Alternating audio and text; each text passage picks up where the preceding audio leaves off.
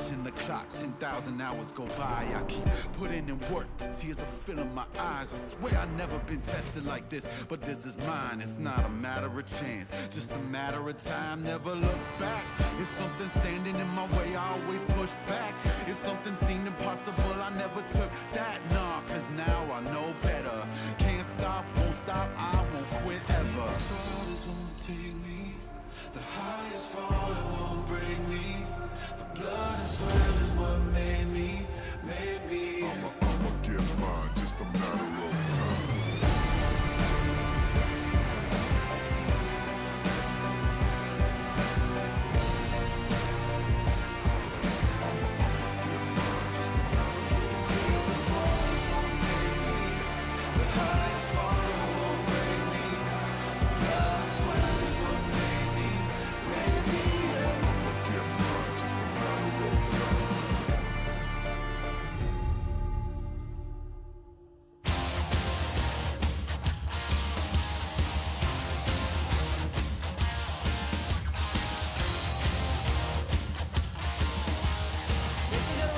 Welcome back everyone to the LCK. My name is Joel and I'm helping you guys once again with the translations for Dangun and Bito as they discover what happened in that game one.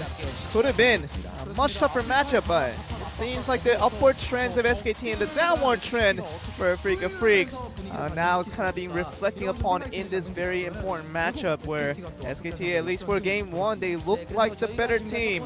And we're going to see some of the highlights as to see the convincing proportions that SKT was indeed the better team for this first game. Of course, this was going to be around the bot lane, of course, the controlling mechanisms of how the lane was definitely in the favor. We'll see how they took advantage of that.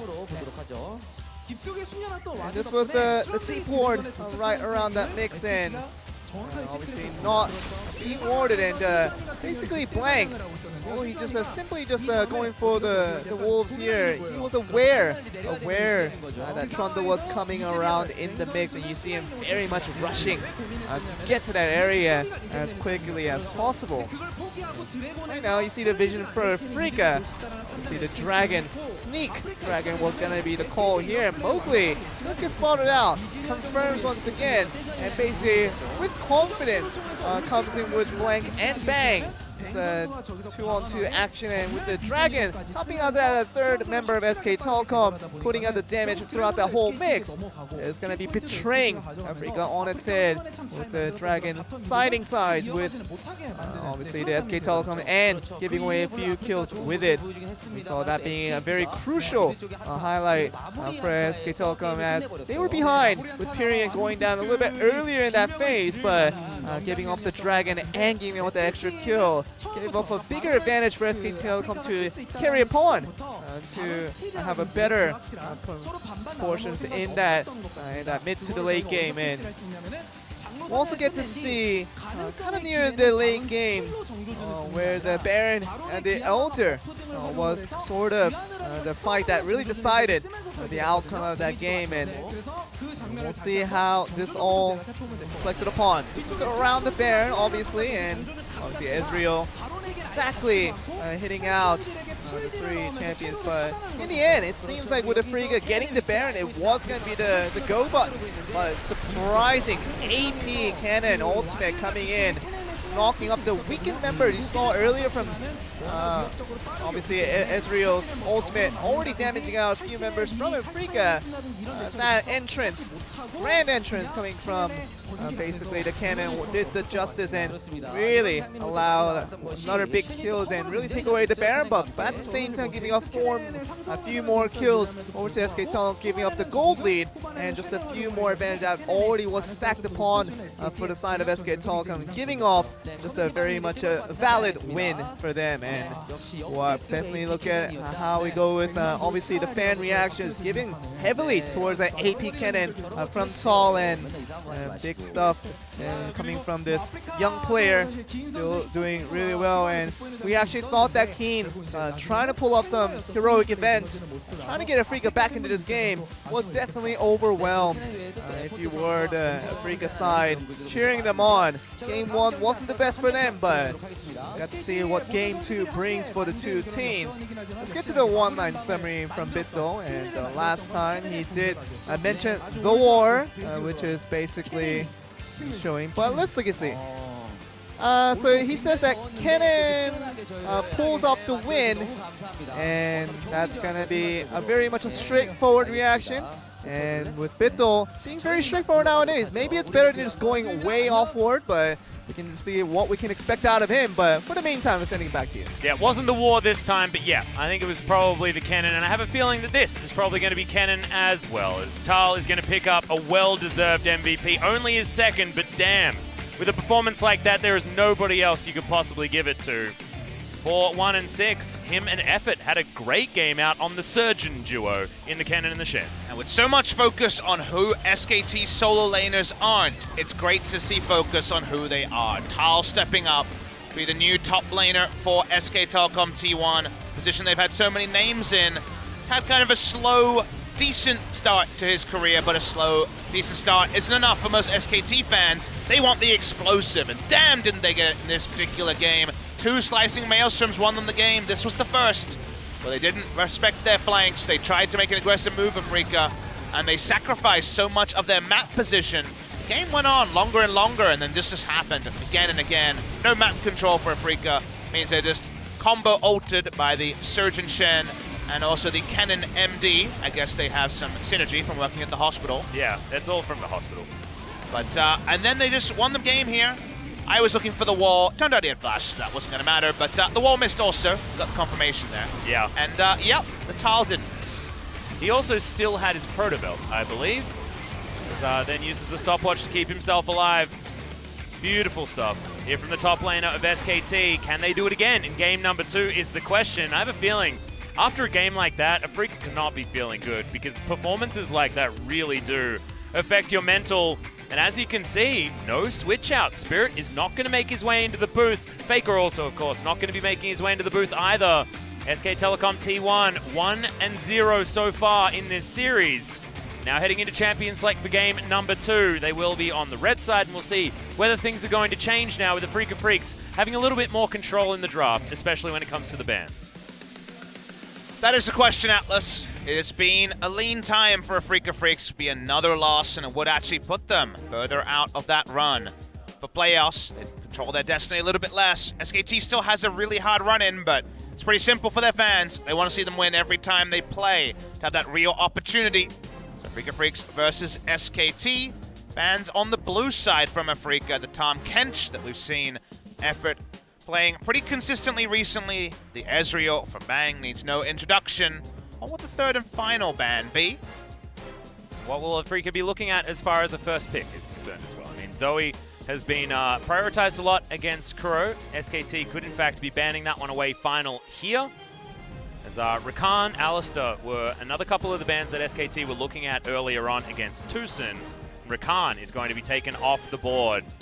So Afreeca Freecs, pick priority here to start this one off. Sejuani was picked up by SKT last time around as first pick, and then Blank used it pretty damn well to navigate the early game for SKT. It was a much more reliable frontliner than anything Afreeca had. Remember, they had 2 levels under Mowgli, who wasn't able to make much happen as a frontliner. Speaking of frontliners, they're going to go for a flex pick here. They're going to pick up the Swain. Could be an awesome dude, could be a Kuro pick, could even be for Keen, I guess. So, anyway, flex here for Afreeca Freecs. We mentioned the win rates for Afreeca on the Swain, 80% for Kuro, 100% for aiming over 4 games. Nice stuff. Pyrian, thinking about going back to another champion he's been performing extremely well on in the Orianna, has a decent matchup into Swain as well as now Blank. He can just get Sejuani again if he wants to, but Alistair, a lot of priority to try and take away the engaged champions from Tucson. Varus priority might be high on both sides as well, so I'm watching to see if Varus taken first round here, but you're right, Alistair Orianna. Engaged duo and also a takeaway from Tucson. Shen is available if he wants it, and Shen and Swain have been a duo lane in the bot lane in the past. Looking here at the jungle pick, might actually be the Gragas being prized. No guarantee it's jungle, but Kuro's jumping back onto the Yasuo. Could be aiming, but my first thought is it's going to be Kuro. That could be just the bottom lane, though, because Gragas Yasuo has been a really strong one with the body slam, able to start up the last breath for the Yasuo, so definitely Afreeca keeping it potentially awesome duty on the bottom side. With Swain and Yasuo there, does feel like they've priced themselves into that. All right, Trundle going to be picked up here by SKT, and now they can focus bans on the jungle if they want to, assuming they think that the Gragas is going bottom lane. But again, already with the assuming and thinking, it means there is still a fallback Gragas, right? So there's no real great bans when it comes to what Afreeca don't have. And plus, Keen needs a bit of banning in this game as well. 2 champions, 3 champions, in fact, that Keen could be playing already locked in, but most likely none of them going towards the top side. Wonder if they're going to ban Jace for Afreeca, because we could see SKT play Jace. We've seen Tal play it the most recently. A lot of lane-dominant top laners being banned in this round so far. Yep, Cannon going to be taken away, but that's not necessarily because it's lane-dominant. That's because Tal just hard-carried them with it. So not going to let him do that 2 games in a row. SKT, final ban. Camille was certainly an option that they banned away last time. Nah is going to be the decision made here by SKT. So top priority, top laners, Jace, the big one, who's still left open. See what Afreeca Freecs make of the draft here. There will be 4 top laners banned. Yeah, could be. I could also just ban another marksman like a Varus if they want. See what they want to do here, Afreeca Freecs. When Varus and Ashe are both available, I feel like that is more difficult, but I understand it. Mundo going to be banned, and that is going to be 4 top laners taken away in our second round. A couple of champions that are good into the Mundo taken away, so understandable that you'd get rid of that as an option. Now, SKT, what do they want to lock in? Certainly a lot of choices here, and could actually leave Tal's champion pick till last and just pick an 80 carry for Bang. Seem to be moving towards the Ornn for some reliable engage, but with GP open. They're going to say, screw it, Gangplank. A lot of teams will do that in this meta when so many top laners are banned away. Also, so many awesome dudes on the side of Afreeca Freecs means that there is certainly short range that Cannon Barrage is fantastic into. Ryze would be another of the flex picks. Orianna very comfortable into Ryze, a mid lane matchup. So much flex going on from Afreeca Freecs, but they're on the blue side, so we'll get the spoilers very, very soon. They take the Shens. They are going to go for playmaking. And they also are going to go for the Gragas in the jungle, by the looks of things, unless Keen wants to grab that one. Tucson, what is he going to lock away? They will let us know exactly what is going on here. Kuro has a pretty comfortable matchup into the Orianna in the mid lane, which is why I assume you considered that was going to be the matchup, but Aiming could, of course, be playing it as well. Vladimir could be considered as well. There it's going to be. There he is. Probably Vladimir into Gangplank here. Try to take him out in the lane. Can go very aggressive in the matchup if you want it. So the Vladimir fits with the awesome dudes. This Twitch, we've been talking to marksman players about Twitch. I don't think it's time yet, but I know people will consider it. The Xayah has had a high win rate. There's a lot of options here when it comes to marksman. Yep, slight buff on the Twitch as well, which is why his name's been cropping up. Laning priority. Lucian would be the strongest, but they're going to go for the Xayah. The ability to lift off can be so important, so you don't just get taken down by a Yasuo in a team fight. Wait and see where everyone is going. Afreeca Freecs may not have even decided by the time they locked it in, because all 3 champions can go in all 3 roles.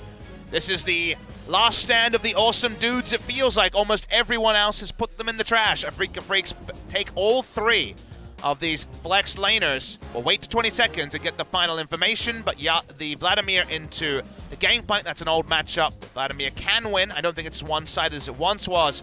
Kuro is usually the comfort player on the Yasuo. That's why I thought he'd be taking it, and it will be aiming on the Swain. Yep, so it is going to be locked in. A lot of AoE wombo potential coming out from the Afreeca Freecs in very short range. SKT, their global influence going to be there, but Tucson does now have the opportunity to answer the Cannon Barrage threat with his Stand United himself. A lot now going to be on the junglers to get everyone through the laning phases nicely, because things can go very awry if we get some mismatches when it comes to power levels for a lot of these champs. But Afreeca have made these wombo compositions work out very well without the 80 carries and got away from the hump that can be sieging with a comp like this.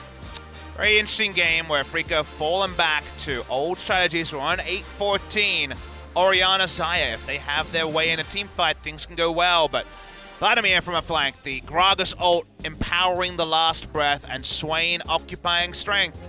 Let's see if SKT can do well in the early game to stop that wombo truly coming online. Yeah, a lot of tools available for both sides in teamfights. It's who's going to be able to get their first best foot forward in the early game. We'll see who's going to be able to do it, whether it's Afreeca Freecs fighting back or SK Telecom T1 with a 2-0. Let's find out.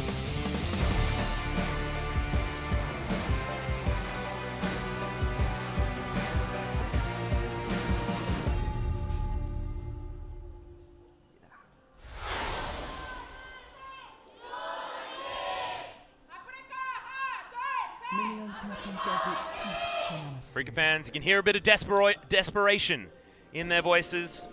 Haven't had much to cheer for Atlas recently. Nope. But Kuro did manage to pick up the first CS on the map, so nicely done there. It's the little things. It means so much. Three awesome dudes flexed around, and the resulting lanes, pretty comfortable ones. For Afreeca Freecs, Exhaust Orianna versus Ignite Yasuo, definitely an old favorite. Perion's going to be able to get some clockwork wind-up work done here onto Mowgli, but not worried about it too much. See what Mowgli's going to do with his Gragas. Spirit is a bit of a fan of the AP Gragas, but Mowgli haven't really seen his just yet. Got plenty of damage on his team, so I'm not convinced he would need to go AP, but if you want to go first item Runic Echo, I can understand it. This Xayah win rate is the reason why in spring season we talked about SKT as a team that would pick just the Xayah back when the Starcross Lovers was common and Rakan was being stolen away or Xayah was being stolen away to deny the duo. SKT were one of the Xayah teams. Afreeca Freecs with Tucson's legendary Rakan was one of the Rakan teams. So, big pick for Bang in LCK history. Yeah. And Tal is going to be taking the grasp in this particular matchup. An understandable one here for the Gangplank. As you mentioned, an old counterpick. But the Vladimir, while it has historically done very well in the matchup, a lot has changed since then. Unsealed Spellbook not being taken on top lane as commonly anymore, so Summoner Airy is coming in, but the teleport being there means no Ignite can be there. Back in the day, you actually remember, Atlas, it was usually Ignite held onto for the majority of the laning phase because you could just Ignite Hemoplague and kill people under turret. That's not there for Keen, and doing enough damage to Gangplank is something that we've seen Cannons run out of. We've seen Nars run out of damage to actually make the Gangplank pay. I'm skeptical that we can see the same value on the Vladimir. We do see it for teamfights, though. If those circles line up, if that Gragas Cask brings in 5 members as the Hemoplague is going, could definitely be a lot of good news stories for Afreeca. But in the laning phase, this might actually be GP farming away. Well, the moment Tal's going to do his best to do that, and Mowgli's going to do his best to deter him. Good early ward here from Tal, understanding that he's going to get shoved in, but Mowgli's just going to go over, try and get some counter jungling done, but Blank is moving his way up.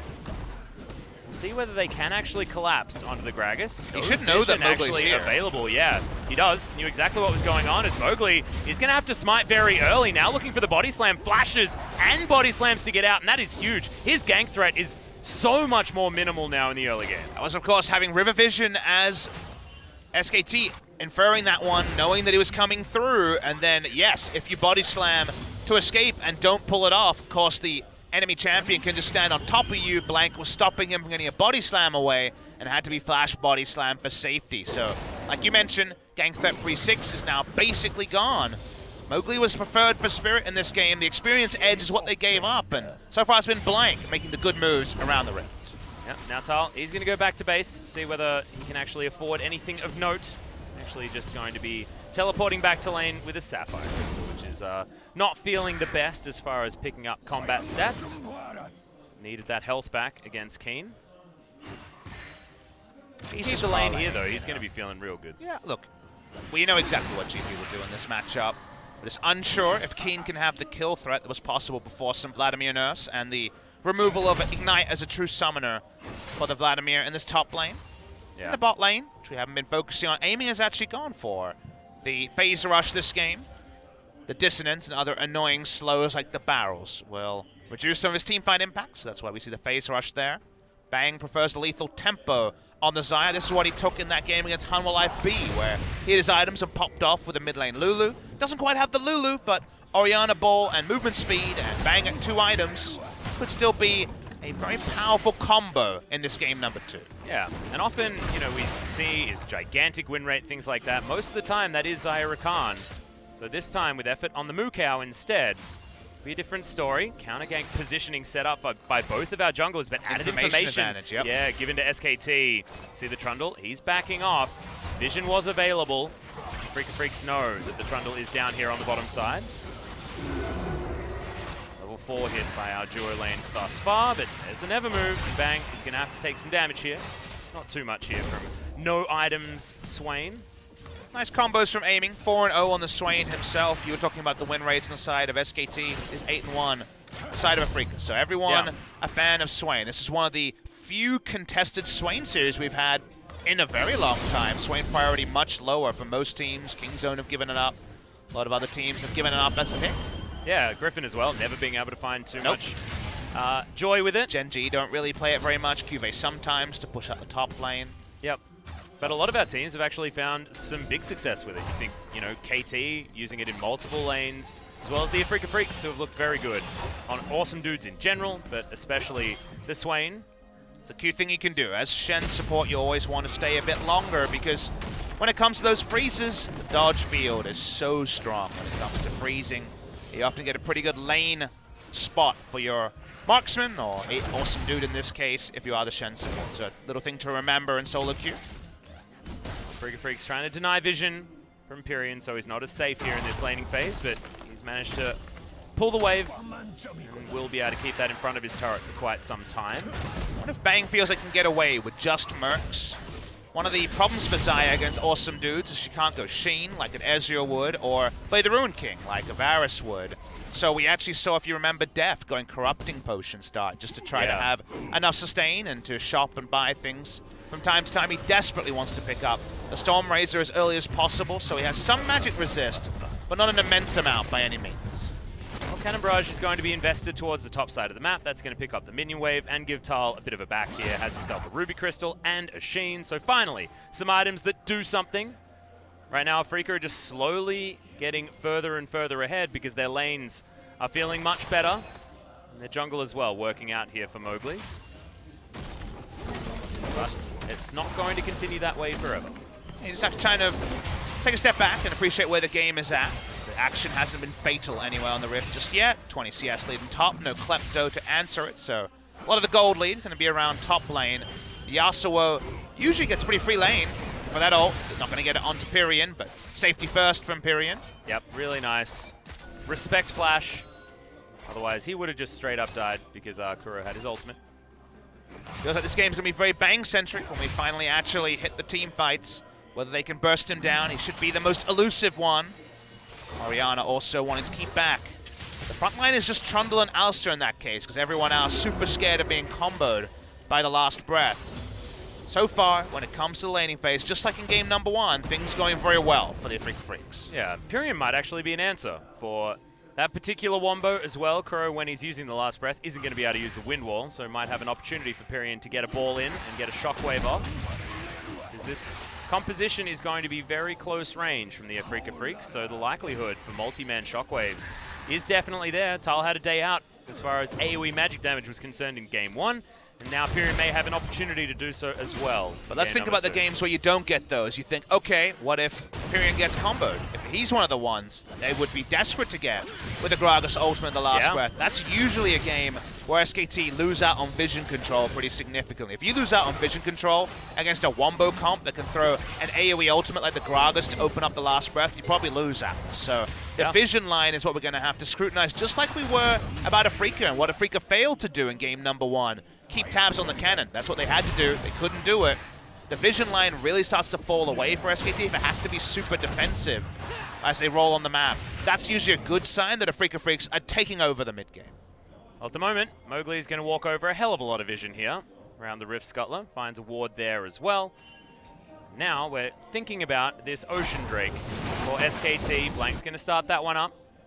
And they're going to move everyone over. Lane priority finally on the bottom side of the map means that SKT have the ability to do this. Vision of Empire is going to spot that there's no dragon there. And that's going to mean that they have full information, but Afreeca not going to be able to do anything about it. And we should talk about how big a moment that is, because Mowgli had double control wards around the mid lane. Yasuo had left and right side control wards on the lane brush, and they still lost Drake because one deep ward spotted out Mowgli. He didn't have vision of it. SKT had vision of him, and that's the same sort of information that SKT used to find the counter gank earlier in this game to get the flash away from Mowgli, and also to track Mowgli in game number 1. Those fundamentals, ward control, has been something that SKT has been fantastic at their entire history in League of Legends. The ward will time out, but got massive value for SKT's side. So much value. Even that lane ward that you can see Pyrion had put down in the mid lane in between those two control wards got a lot of information from Mowgli. As, the Raptor's going to lose his patience there. Kuro, bring him too far away from home. Mowgli, if they can take down this Rift Herald, that could be huge news here for Afreeca to try and snowball this game forward. And remember, their composition basically doesn't siege, so Shelly's value is way higher this game. Information available to SKT much earlier. Will we see the pull away? For now, no. They do have control here, and actually blank ganking top. Yep, looking for Keen. Hemoplague's going to go down as well as the Stand United as he flashes forward. They're looking for Tully. Eats oranges at a beautiful time and is able to go golden. Tucson now in trouble as First Blood will go over to the Afreeca Freecs, but they answer immediately. Effort gets the headbutters aiming right underneath this turret. He's going to use his stopwatch as well, and that means Pyrion, nowhere for him to go, and Kuro is going to pick up that kill. Really good barrel comes down, but bang! What can he get done at the back end of this fight? He has the Feather Storm, but now everyone turning onto him. The Wind Wall blocks so much of the return feathers, and Bang just has to walk out of there. 2-1 in favor of Afreeca Freecs, and SKT need to use teleport to save this turret. 2-for-1 trade because Afreeca Freecs get there and respond decisively. Play was started by SKT, but the Shen ultimate is going to be first rotation. The side of Afreeca. Rift Herald also picked up by Afreeca, so it's 2-for-1, and they get the Rift Herald. Big win, Afreeca Freecs. Yep, this one's huge. Bang also has to be pretty careful here in this mid lane.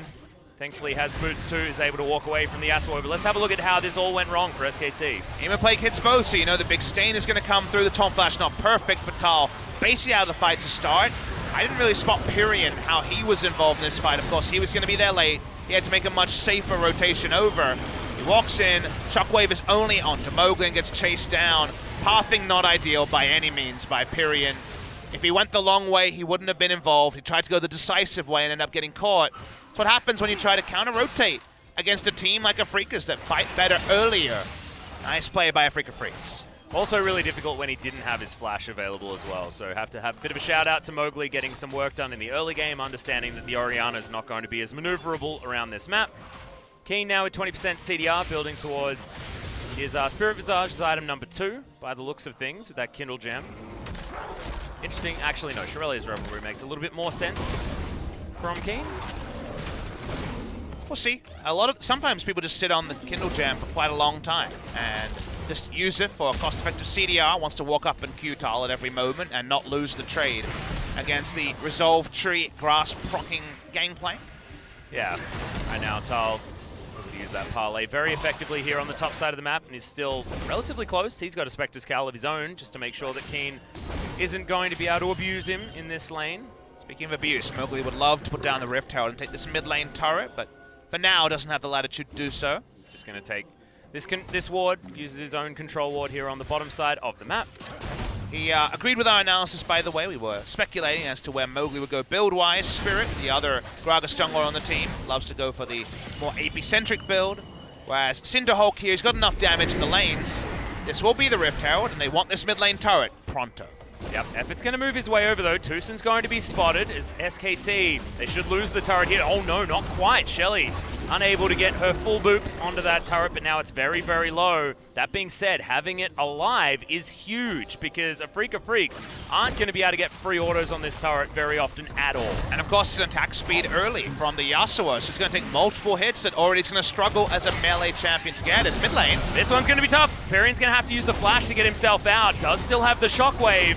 Cannon Barrage invested here as Kuro only trades his ultimate, which is a bit of a shorter cooldown than that of the Cannon Barrage at this stage of the game. So much pressure onto Pyrion though, as exhaust not up, going to be up very shortly. Mowgli turns it into a red buff steal, it's been good play. Doesn't expect to see blank as he pops over. But should be first turret going over to the Vladimir by himself. Mowgli shows up here as well. May have actually bitten off more than he can chew as he throws down his ult. Stand United's going to be in there. It's a good taunt onto Tal, but again immediately eats the oranges. And Blank Just going to try and bite him. Thankfully for SKT fans, they are going to stave off the aggression top side. No summoners on Keen. Protobelt not going to get him there. He needed to do the damage that a Tank Gragas and a Shen weren't going to be able to do. So optimistic there by Afreeca Freecs, but to get the solid gold, like you mentioned, onto the Vladimir, that's the big takeaway. He may not have had kill pressure onto Tal at any point in the laning phase, but he has been able to gain a 35 CS advantage. SKT still trying to stay the course, still feeling like 2 items Xayah might take them over, but so much has been decided before Xayah's items ever come through. Does feel like earlier in the season when the marksmen just never got their items, and the awesome dudes, or the bot lane Swain, the Yasuo, the Vladimir have all been played bot lane, just hit the team fights earlier and can be influential in the interim. Yeah, I just feel like SKT, if they can stop, if they can avoid dying multiple members at a time in team fights, then Afreeca Freecs' inability to siege turrets and take objectives at a whim, even with an early lead, is going to lead to problems, because SKT, they got 3 champions that just want to scale up to 6 items. Gangplank, Xayah, and Orianna are almost your quintessential late-game powerhouses, and if SKT can just weather the storm, this game could really change its feeling and flow as we move further forward. And that was our analysis in game number 1, but in a different way, right? At the end of the day, game number 1 was about the fact that Kennen was really set up to succeed in both the jungle pathing and also the team fighting. Well, that happened. And this one is because SKT do have the solid scaling. The team fight from Afreeca at this point should be heavily won by them, because they're at item points that SKT's champions just can't match early in the game, in a game where there's only 24,500 gold for SKT. If the game is still there to be won at 45,000 gold for SKT and Afreeca isn't 10,000 gold ahead, I think there really is going to be team fights they win Atlas, but it's a big if, given that right now, feels like every objective is pretty much free for Afreeca Freecs. Yeah, Afreeca Freecs having the greatest time, feeling as comfortable as you like. The reason why I have skepticism here for this Afreeca Freecs squad is that we just haven't had them execute on team compositions as cleanly as they did at the beginning of the season or last season as well. The spring split was really Afreeca having some pretty fantastic compositions and then nailing the execution as well. Early in the summer split was also the same. This time around, though, against an SKT that have found their footing here finally, the second round robin of the summer split. Oakley. Pretty greedy going for this ward. Oh, effort. He was twitching on the flash button there, but Afreeca Freecs are going to be able to take this outer turret on the bottom side of the map. It's going to be the full outer ring done here for the Afreeca Freecs. The last remaining easy turret, though, to take down is a feeling that you get in your mind. GB just needs time. Same thing about the Orianna and the Xayah, but Afreeca Freecs have no patience with SKT. They want to keep making assertive plays, keep forcing things. All right, party cast there from Mowgli. He's going to miss all of the barrels. Waste the teleport as well. Yep, boots too are pretty strong here, says Pyrian. Teleport there was about just finishing off after the combo ult would have set up the kill onto the Orianna. Doesn't come off, they look a bit silly. Every time something like that happens, SKT get more time. Yep, Blank's going to take away the blue buff here as there's the taunt, but it's only onto Effort. He can get a big pulverize here. The headbutt back onto Kuro just to try and take him out of the fight is not quite enough. As aiming, he's up in the ultimate. SKT just going to back away. A lot of buttons pressed by both sides, but not finding too much. Featherstorm still available for Bang, but doesn't have the cleanse. And with Gangplank in the fight, Afreeca Freecs don't want to take it. Pyrian misses the one-man shockwave as well. That's one cooldown by SKT wasted after so much invested on both sides. They back away. Again, SKT, it feels like the fallback farming does suit them, because right now, Afreeca still gets stronger with items, but SKT, and the amount they get stronger, it feels like is more than Afreeca Freecs already have a lot of power. Still will get strong. Yasuo could just win a team fight straight up. We remember Yukal hitting 2 lifesteal items and just rolling face. But SKT desperate for 2 to 3 items on the Xayah, 2 to 3 items on the Orianna. How 1 item on the Orianna will be welcome at this present time. The moment doesn't quite have anything built up just yet. That lost chapter really wants to be is Luden's Echo. Now going to go back home. Has that Luden's Echo done. Thank goodness for that. And now what's he going to be able to augment it with? Just a couple of control wards. Should be he's on his Hourglass for his second item as well for the extra safety, but might just hold on to the Arm Guard, which is a good item just to have against the physical damage coming in from Kuro. It's a battle of defensive macro versus a team fighting comp that's ahead. And the reason why I use those specific terms is that the team fighting comp that's ahead can't siege, but damn would they love a team fight away from an enemy turret. Yep. And SKT, with their scaling, say, okay, well, we have good wave clear in every lane. If we get there ahead and put the vision down, theoretically we can push out the wave that they're trying to siege with. They don't have the ability to range knock down the turret, and if they're just clearing out the waves, if it's just SKT picking up farm around the map, then they're going to feel really good. So there is the chance that SKT could stabilize this game, but one super player, Cask, a huge ult, the game can just kind of end with a 2 to 3 man skirmish that Afreeca Freecs feels stronger than SKT can currently deal with. And right now, Afreeca Freecs doing exactly what they should be doing. It's clearing out vision around this Baron, because if you want a team to come to you, what you got to do is give them a reason to. And having Soul Vision around a Baron buff that could certainly solve all their siege problems is a great way to do it. SKT going to be very happy that the Drakes are pretty medium value so far, an Ocean and a Cloud, the only ones in the game. No Mountains or Infernals to muddy the waters on things like Baron buff. Yep. Also pretty happy that their Gangplank now has his Trinity Force done, so they're going to be having a better and better time in this lane as things go on. He's definitely very behind, between Resolve Tree and going Null Magic Mantle. Is a Spectre's Cowl. There is definitely not much bark behind the bite on this Gangplank. He's kind of just doing his thing, but he can clear waves in front of the Vladimir and probably doesn't die to a turret dive, and maybe that's fine if he can start getting the items and keep picking up the minions as we've already discussed. Well, Flank and Bang hanging around here as Mowgli has to use the body slam to get out of the way of the pillar. Effort looking for a flank there as well. Tal had teleport. Pyrion was waiting in the wings. SKT probably still not looking for a 5v5, but they'll take a pick any day of the week to alleviate this pressure that they're dealing with. Afreeca Freecs, they're the team that's leading, so we're looking for them to actually find the picks. They have a lot of pick power themselves. Mowgli and Yasuo have synergy. Swain, of course, with any pick CC, has the synergy. A lot of pressure being applied for now. Swain not going to be in range for his passive. Afreeca Freecs, measured play here. SKT do have two facers. They have the Trundle and the Arsenal. Whoa, there's the flash. Shockwave going to come down as well as Mowgli going to use the Hourglass.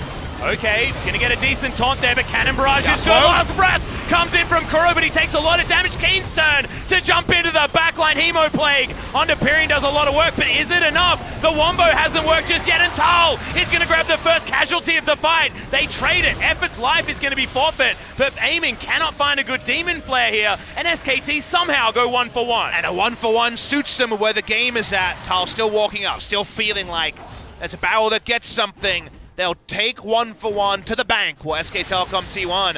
Afreeca Freecs just couldn't line it up, couldn't get the Wombo down. SKT, only the supports drop on both sides. Yeah, and I don't know how Mowgli didn't save that team fight with the stopwatch. The stopwatch looked beautiful. I thought it was going to buy enough time to mean that the pick wasn't there, and then SKT overextend into the fight. However, the last breath doesn't do enough. Hemo Plague doesn't do enough, and Afreeca have to move back and take this Constellation Cloud Drake, try and get work done here and concede all of that vision that they were fighting over for the last 7 minutes in front of SKT. That means that more gold is in this game. What were we saying at 24,500 gold? We were saying this is a 45,000 gold game, and there isn't a 10,000 gold lead for Afreeca. SKT will be content.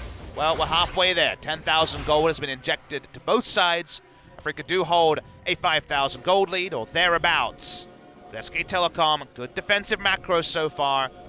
Macro has been super solid in the latter half of this second round robin. Pyrion wave clears. He's not had a great series so far, but you get the right Shockwave at the right item timing, and maybe it doesn't matter. Yep. Shockwave's not really all that coincidental this time around. Afreeca Freecs still certainly have control of this Baron pit, but thankfully for SKT, they're able to get wards over the side pretty easily given their red side positioning. Effort moving up, wants to be able to clear this ward. See, throwing a lot of vision down pretty close to the SKT base. And games like this should remind viewers why we've seen Marksman come back in, why we've seen the amount of Swain bot lane, Yasuo bot lane, Vladimir bot lane drop off. Easy objectives is what we determine as the outer turrets. Inner turrets, with defensive macro being so strong in the LCK, you know, we've always been a vision-focused region here in Korea. it becomes really hard to actually take down turrets when you have no ranged marksman to auto-attack them. Your top laner may be a counter pick, but doesn't actually have kill pressure on the gangplank. SKT are holding Afreeca accountable for their draft, and Afreeca keeps saying, we're so strong, let's fight. But SKT so far have been great at denying those fights. Yep, just staving them off, making sure that they have enough vision to decide when and when not to fight. You can see Tal super happy here towards the bottom side of the map. BF sword now in hand. There's Bang looking for aiming as well. He's got his Zonyas, so not under any real threat here as Afreeca Freecs can move their way up. Body Slam available here for Mowgli. Featherstorm very early from Bang. Oh! We'll have to flash to get out of the way, but Kuro just going to eliminate the SKT members. Too far forward, that's 2 deaths. Bottom lane's done, and now Afreeca Freecs, they want a Baron. They might get one. It's really greedy by SKT. There's so many control wars that are in there. Jungle and Afreeca Freecs find a fight away from a turret for the first time in ages. Looking for more, they want to kill Blank. Yep, Pyrian looking for a shockwave here at the same time. Tal gets a great barrel into that fight, but there's the pull. Kuro still able to rain down hurt onto everyone. Flashes forward, and the Steel Tempest is enough for the double kill. And now Afreeca get the freest Baron that you'd ever want. Well, sometimes all the defensive macro is abandoned for a moment. A rush of blood to the head by Bang says, let's go for the kill. The kill is going to get them so much, Afreeca Freecs. They turn onto the Baron, there's no one to contest them. Yep, the teleport was beautiful from Keen to punish it, but man, I don't know what Bang was doing up there, trying to fight the Swain. Pyrian wants to try and get himself in there with a shockwave or something. They can't stop it. Well, he's not going to get knocked up there either. As okay, shockwave does come in, misses everyone, doesn't hit the Baron, and now he might even just die. Okay, has to be respected there from Keen, and Baron now going to get taken. This is exactly what the Afreeca Freecs needed to get their siege working. You just have to understand why, because Afreeca have a team fighting comp that can run straight, in straight lines. They prosper. Nice teleport into the back line. It's Vladimir, of course. He can be as assertive as he wants. Play from Mowgli here, perfect, by the way. Yeah. The Bang is deleted, but all of this shouldn't matter. They shouldn't be this far up when they've done such a good job defending. They decide for once they feel strong enough to fight. They weren't, and big lead to Afreeca Freecs. Bang didn't have flash as well when he was going for that aggressive play. It's just really, really strange. There's the flash. Nicely done by Kuro to clean that one up, but honestly, it's not one of those fights where you talk about Afreeca being amazing. You're more talking about the fact that Bang and Effort just took a fight that they really shouldn't have after we were praising them for their ability to play smart, play reserve. It's been a season of unforced errors because of all the marksmen being pushed out and the Yasuo, Vladimir, and these champions coming into the bot lane. We've seen a lot of bloopers, right? A lot of players who haven't had 1,000 games on their champion, maybe not even had 15 games on their champion. Just have individual unforced errors. That one was a bit of a macro unforced error by SKT. They've done so well. They've done the hard work. It's one of those scenarios where you did all the hard work and then kind of threw it away in that particular indication. And now, game may not end. Afreeca will still have some struggle in closing turrets given their short range. But with the Baron buff being the ultimate advantage for a team fighting comp like this, in lanes that before SKT could easily wave clear against, they are going to lose turrets now because of the Baron. Yep, they're getting stretched too thin now themselves as SKT trying to hold on to their inhibitor turrets. Pyrian doing a good job here against Keen in the lane, but that just means that he's not available for wave clear anywhere else, and Kuro just going to rip through this turret. He's got an Infinity Edge. He's having the greatest time of his life. Tal not going to be able to go 1 versus 2, especially not against this beefed up Yasuo and Mowgli. Oh, Bang using the cleanse, actually. That is the fear that SKT should have been feeling a few moments ago. Is it too late? Turret dive always possible when you have the Baron buff. You're this far ahead as Afreeca. Yeah, Bang does at least have his flash available now. Is Effort going to move forward and try to give Bang the space to clear out this siege minion. Not able to break the base just yet, nor able to break the top inner turret. Kuro ready to break anyone's face at these 3 items. He is so big on this mid lane Yasuo. In a side lane, if he has enough time, he will get the kills. Afreeca walk up as a team, threatening the dive. Yep, 40 seconds left on the Baron, and they are going to be able to break open the base here in the mid lane. They just all walk in, all 5 members, and this inhibitor not going to be contested. SKT, no answer here to the brute force of the Afreeca Freecs. Afreeca Freecs on their first Baron as a team fighting comp with basically only Vladimir and Swain as range champions do take an inhibitor. That's usually not what we see. The first Baron may only get all the inner turrets, let's say an inhibitor turret, but no more. They get the bonus here. 10 seconds left. Gonna look for this last inner with the dregs of the Baron buff. Remember what we said about not being a 10,000 gold lead when we reached 45,000 gold on SKT? They've reached 45,000. Unfortunately, it's a 13,000 gold lead for Afreeca. They've done what they needed to, and they want to close it out. Yep, looking for the barrel. They don't get it, though, as Bang does have the Featherstorm. In goes Kane, but he's been exhausted. Bang will survive through the Hemo Plague for the moment. Shockwave onto a couple of members, but they're pretty damn tanky, and it's almost like nothing happened. Effort's going to be able to grab one kill. As aiming in the backline looks for the flash, but he's just going to die. He's well behind enemy lines. Owen Wilson takes the fall for Afreeca Freecs. Afreeca Freecs will be able to at least steal away the Crimson Brambleback after that one was an odd-looking dive. Definitely one where they could have got the kill onto Bang, but instead, Aiming's first thought was to move away and then tried to flash for the kill and died awkwardly.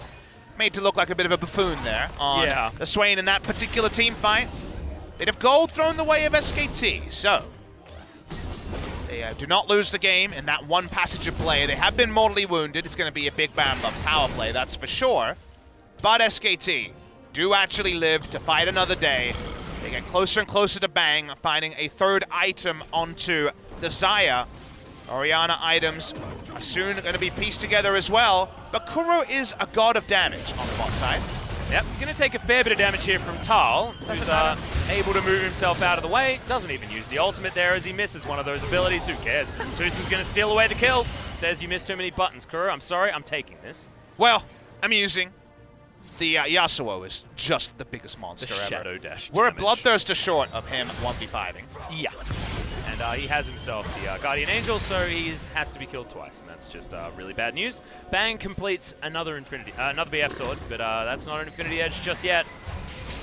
And it just feels like Afreeca Freecs waiting for their moment to finish this game off. Lead is not getting any shorter. I feel like that Yasuo probably needs a little bit more respect to be shown next time around from SKT. Kuro is making it look as busted as it is on the enemy team in my solo queue games. Awesome dudes, knocking on the door. They want to force us to a game 3. Such an important game in that playoff race. Yep, Blank is going to get pulled back in, but nothing really going to get expended because Afreeca Freecs, they've got what they wanted. Break open the base on the bottom side, don't take too much. Don't give SKT any opportunities to move back into this game. Reserved, controlled, really nice looking stuff here from Afreeca. They've done the hard work. The team fighting comp has got 2 inhibitors at 32 minutes. Even without 3 Mountain Drakes or anything crazy, they've been able to blow this game open after Bang. And SKT's macro mistake earlier. Yeah. Short VOD review for this one, I would say, though. Between games, pretty easy to see. Don't do that one again. Don't do that one again. The question I would ask if I was the coach was, why did you think you could do that? That's not an insult, but it's what information did Bang have that SKT agreed that was the right move? Because the resulting Baron buff power play, as we can see, ludicrously large. From the minimap, it looked like they didn't have the information to make that play. And now Afreeca, over the wall, not going to go for anything too aggressive. Did manage to get Effort's ultimate out of him, but thankfully for him, SKT did have another few members there available. Keen pushing up the bottom wave. He's got super creeps here as Tal's trying to deal with that. Doesn't want to go 1v1 against this Vladimir that's very close to having full item slots done. Well, Tal is still thrift shopping, and well, it's High Street Vladimir, so definitely it's clear who the fashionista is on the top side. Yep. It's also clear who does all the damage, but Freecs could still be caught. They're doing a lot of things at once. Yeah, Effort doesn't have the ultimate, remember, does have a pulverize. Headbutts Mowgli back into his team, but this is just a dead cow. Absolutely nothing SKT can do to stop him from falling, and Tal's just trying to clean up garbage removal gangplank on the map here today. I think they're just reordering the garbage a little bit too much, unfortunately. Yeah. They don't have a way to clean it up because Afreeca keep pushing up. They keep putting on the pressure. They're doing the Baron and zoning them away, but the Baron isn't taken yet. And that's a hula hoop. That is sort of a representation of how SKT been playing this particular game. Shockwave not doing anything, and Afreeca Freecs just standing in here. There's the flash taunt from Tucson as they're looking to try and grab the Baron and get the kill. Okay, Blank steals it out of the way. All right, can SKT find anything here as now Aiming's in trouble. Bang's got a lot of damage, and have we spoken too soon? We may have. They've lost so much in their base. They've lost so many members. But with only Blank going down this time, maybe SKT can stabilize and live another day. Is it to any big end? Is it going to be enough for them to turn around the game? Your first thought is no. But any good news story for SKT was unlikely with where the game was at. 35 minutes in, they live to fight another day again. Yep, all right, okay. This is getting worrying here for Afreeca Freecs fans.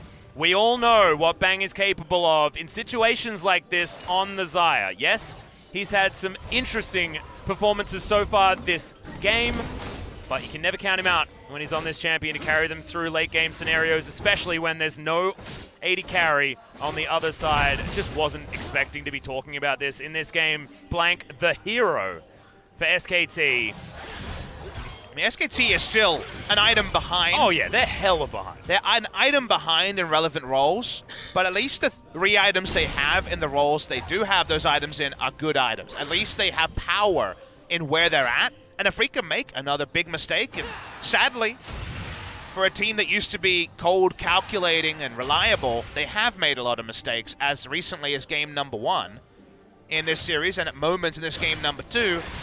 Maybe SKT actually have the fight back to take a fight if they can actually outplay Afreeca Freecs. Afreeca, they've got 6-item Vladimir, which is always something that is very, very scary to behold. They'll need to play around that. They'll need to play around Kuro, who does now have a stopwatch as well as a GA. It's going to be very hard to lock him down, and he does about 1 trillion damage if he can get on top of you. Not sure what the gameplay is to play around a 6-item Vladimir. Yeah, I don't What know does it look like? Avoid Vladimir. So, find a 5v5 that he can't get to? Yeah. He is I think very that means it's slippery. a 45. He does a lot of guaranteed damage with his whole pool and AoE shenanigans. Well, you could go over into the booth and avoid his R button, just try and take his R button out. Well, SKT getting an honest 5v5 out of their enemy at least by, with the Baron buff, being able to delay. This won't be a huge Baron buff power play, but it is a Baron buff that Afreeca Freecs couldn't get, and that's all SKT could really ask for. The other thing is that Keen's got a lot of AP, yes, but he has absolutely no defensive statistics at all. So you saw a 1-2 punch with the Blade Caller and a couple of autos from Bang, and he took him down to half health. So maybe you just eliminate Keen before he can do anything in a CC duration. The nice thing you can do is he's going to Hemo Plague, he's going to buffer his Tides of Blood, get through it. When he pops out, if he doesn't actually pop out as the Hemo Plague healing comes in, you're right, Atlas, because there's no Zonias, you can actually kill him in the 1 second or so of target ability he has. Like, you'll take a lot of damage anyway, maybe you'll go down to a Burst Wompo. But the trade-off of not going for any stasis effect is that small window where Keen will actually be potentially taken down. Well, these are a lot of ifs. We're talking about the capability of SKT bringing it back in this game. It is still 11,000 gold the lead for the Afreeca Freecs, but there's no more inhibitors down. We've got an Elder Drake in 40 seconds that should belong to Afreeca if they want it. And it's a game where we've had to adjust our language. We've gone from can'ts to shouldn'ts, which is already suggesting that it could happen. And that's the thing. SKT could win a team fight. It's the deck is stacked against them, but 4 items, 3.5 now for the Xayah. Things are getting there. The game should have been decided. Afreeca Freecs are made. SKT have an ability to get back in. SKT would love that 2-0. We know they need to win because it's against a fellow team that is looking for that top 5. But even the 2-0 may be relevant. Every single game is so tight-knit at this part of the season. SKT will not give this one up without a fight. And there's a fair fight for them if they find the right engage. Well, remember, effort does have that unbreakable will. The ability to control a team fight for the Alistar certainly is huge, but Mowgli's looking for the flank. He should be able to find it here as well as Bang is going to face check him. Okay, just get some wards over the wall, and he doesn't have anyone else there as he gets pressured out of the way. He's one of the few people that can walk up to a Gragas and not die if the cast comes up because he has his ability to lift off. So risky usually for your face checker to be the AD carry, but that worked. Afreeca Freecs, man, they're threatening. Mowgli has flash. So many flashes up. Importantly, Blank's flash is on cooldown. All 9 other champions have their flash up. Yeah, we are posturing right now as even that flash that you're talking about just came back off cooldown as well. Blank very tanky here on the Trundle. Can make any tank on the side of Afreeca Freecs irrelevant as well. Mowgli certainly is a catch target here, given the subjugate and the amount of damage that Bang has. It feels like all 10 members are in a horror film waiting for the jump scare, but no one knows who the jump scare is actually going to be started by. Yeah, and teleport is available here for aiming. That's why he's on the top side of the map, as SKT want to get some control around the Elder Drake, and somehow, even though they're so far behind, they're able to get it. Speaking of far behind, Keen looking for a flank, not going to find it. Can't just run at Tal and kill him anymore. That was a pretty aggressive back there from Effort. Wants to go back and get some more control wards, obviously. SKT standing very far away from their base. Who will be the match winner here, Atlas? So many big names in this series, even though people are talking about who's not there. Remember, it's about denying Baron, so it's only 100 gold Baron by power play, but the denial, so important. Elder started, complete position on this one. SKT have to face check. It's only 3 members, this is risky. Yep, it's gone down very, very low as Blanky wants to try and get in there for another one. Subjugate comes in as Kuro is still fighting the Dragon. Effort comes down with a big Pulverize, but Keen's looking for the flank. He's in great position, and now SKT have to beware of this 2.5-minute Elder Drake buff. And because of all of that information, Afreeca get the Elder Dragon, they back, they make sure they're freshly sharpened. Now they roll up to Baron and say, hey, we're getting both of these, or you're fighting against us with the Elder Dragon buff. Yeah, this is about as hard mode as you can possibly get on SKT's side. Stopwatch now picked up for Bang. Not going to augment that damage, but it is an important item still with 2,000 in the bank approximately. See whether that actually gets him anywhere near his Guardian Angel. 4,000. He may want to be picking up next. 4,000 gold lead in the mid lane for the Yasuo, but diminishing returns have been enacted for a while, Atlas. We're running out of item spots. The Bloodthirster is there. If the fight is long enough, Yasuo just wins the team fight himself, and that's something to remember as well. SKT thinking that there's a couple of members out of position. They are absolutely correct. As Keen's on the bottom side with teleport available, SKT might be able to get their first turret here. As Tal's going to struggle to be able to get in range of it. Pings down onto the Vlad as SKT trying to navigate this one as best they can. 4 items, Zaya now. Stopwatch going to be held on to. Definitely see the value in that one. Oh, yeah. In this particular game. Audius is what he completed. And this is the right move from Afreeca. Start the Baron. We've got the Elder Drake buff. What are you going to do about it? Bang is actually trying to 1v1 here. Okay, Hemoplague is going to go down as, okay, whose targetability is going to be better here? I have a feeling it's going to be Keen's as, okay, avoiding a bit of the damage is Bang. No Crimson Rush available now. The flash forward, though, that's going to do it. And Bang just gets soloed. Meanwhile, the fight is on here. But SKT, they're reeling. They don't have that consistent damage source. And Pyrion, well and truly out of this fight. Tal has to flash. And now Afreeca will just go back to this Baron pit and take down the Purple Worm. Interesting decision by SKT. A lot of teams would just try to gank the one person, get the kill, and then give up on the Baron. They try to contest both, but it's definitely optimistic for Bang to be able to 1v1 the Vladimir. He loses his life. They lose the Baron. They don't lose their inhibitor just yet. But now that Baron is there, and Keen is saying maybe another kill to add to my collection. Yeah. All right. Well, Afreeca Freecs just going to rock on up. They want to win this game before Bang even respawns. Well, they got 5 seconds of Elder Drake as well, so they're going to be pretty happy just to brute force their way in, take a couple of inhibitors, and they'll do so very easily. And now, will they just siege with the 2 lanes of super creeps that they've got? Looks like the answer is no. They want to pick up some items first. Again, siege is kind of in inverted commas, but I guess the minions would be doing the sieging. They go back. We're really running out of item spots. Haunting Guys picked up by the Swain. Yeah, Leandri's pretty strong. Haunting Guys does a lot of damage late game, even just as a single item, because of that 10% damage amp over time, and likely the team fights will extend to the 5 seconds. Always been a big fan of Void Staff and Haunting Guys. We don't see it in a lot of builds because dot mages haven't been played that much, but 10% more damage in the late game is usually very relevant numbers. Still, the game is not closed. This one is going longer and longer. I'm sure the comms are getting pretty, I guess, hazy at this point, especially for Afreeca Freecs, who've been in control for the majority of 44 minutes of action. Remember, like you say, it's not over yet. Yeah, they're the ones with all the onus on them as well. If SKT can just weather this storm and win the game, then it's a 2-0. This is Afreeca trying to bring us to another game tonight, and it's getting late.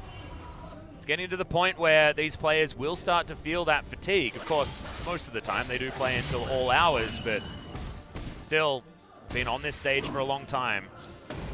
45 minutes, what we're approaching, and Afreeca Freecs need to make the right call in order to close this game out. A minute and a half left on this Baron buff. Now that they've got these super minion waves moving forward, this is their opportunity. They're looking to break open this top lane. He walks up, threatening that cask. We're so big at this point, so much threat coming in. That is another inhibitor turret taken out. Yep, Keen sauntering over there as well as Tusin's down on the bottom side. SKT spread too thin and they will lose their entire base. Only Nexus turrets now holding on for SKT. Aiming, going to be moving his way in towards the top side as well. And now Afreeca Freecs will just usher the minion waves conga lining towards the inevitable death, the feeling of inevitable death for SKT. There's the Hemo Plague. They want to start this fight, but Keen is very low. Cannon Barrage comes down. There's the Shockwave on only one member as Mowgli. He's able to use the Gargoyle Stoneplate to keep himself alive. And SKT, they press a lot of their buttons, but they're still alive. Pyrion takes so much on the back line as Effort finds another headbutt pulverized, but in the whole time, these Nexus turrets are taking a pummeling. And Afreeca Freecs, they're the ones to win this war of attrition for now. Don't feel like they can walk up and end the game just yet. Kura still has last breath, hasn't found a spot for it. Yep, you got a teleport to come back in here as well from Keen, who will have full health.